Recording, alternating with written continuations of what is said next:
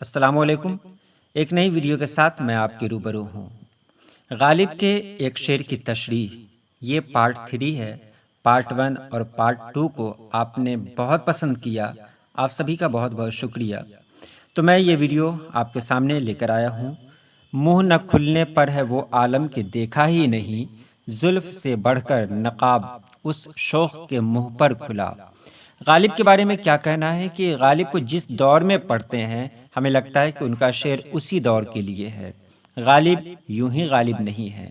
جناب افتخار راغب صاحب نے اس شعر کی تشریح کچھ اس طرح کی ہے کہ ہم سوچنے پر مجبور ہو جاتے ہیں کہ غالب کے شعر میں ایک ایک لفظ بھی ایسا نہیں ہے جو غیر ضروری ہو۔ ہر لفظ کے اندر کوئی نہ کوئی معنی پوشیدہ ہے۔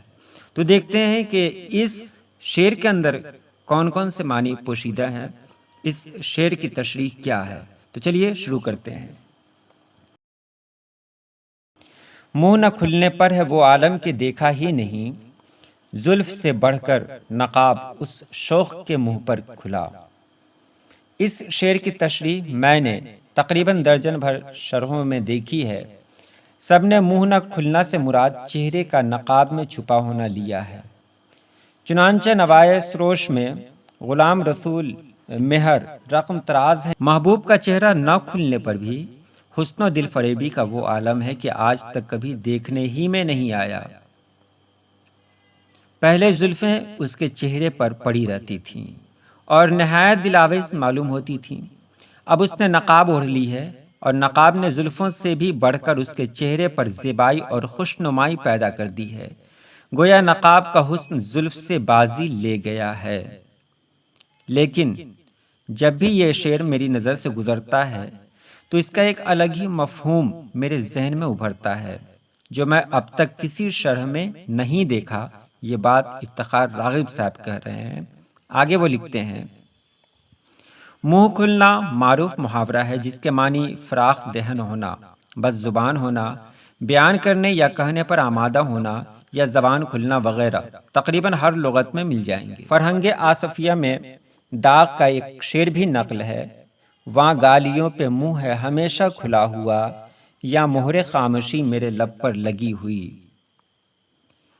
اب منہ کھلنا کے ان معنوں کو ذہن میں رکھ کر اس کی نفی یعنی منہ نہ کھلنا کے معنی پر غور کیا جائے تو اس کے معنی ہوں گے کم گو ہونا یا کچھ نہ کچھ کہہ پانا، یعنی مکمل خاموشی اختیار کر لینا، یعنی شرم و حیا کے عالم میں منہ کا جامد و ساکت رہ جانا، منہ سے کچھ نہ نکل پانا۔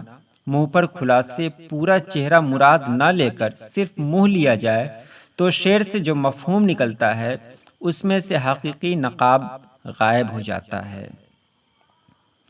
زلف سے بڑھ کر نقاب کہنے سے بھی یہ ظاہر ہوتا ہے کہ کوئی شے ہے جو منہ پر زلف سے بھی بڑھ کر نقاب یعنی پردہ یا رکاوٹ بن گئی ہے، اور وہ شے ہے خاموشی۔ غالب کی جدت ترازی اور شوخ مزاجی کبھی کبھی زلف کے نقاب پر حقیقی نقاب کے حسن کو ترجیح نہیں دے سکتی، یقیناً کوئی اور شے یعنی خاموشی ہوگی۔ اس طرح شعر کا مفہوم یہ بنتا ہے کہ شوخی و شرارتی محبوب کی شوخی، دوسرے مصرے میں شوخ کا لفظ اس کا اشارہ دے رہا ہے، تو خوب ہوتی ہی ہے، لیکن خاموشی کا عالم اتنا خوبصورت ہے کہ پہلے کبھی نہیں دیکھا۔ محبوب کے چہرے پر جس طرح زلف کا نقاب زیب دیتا ہے،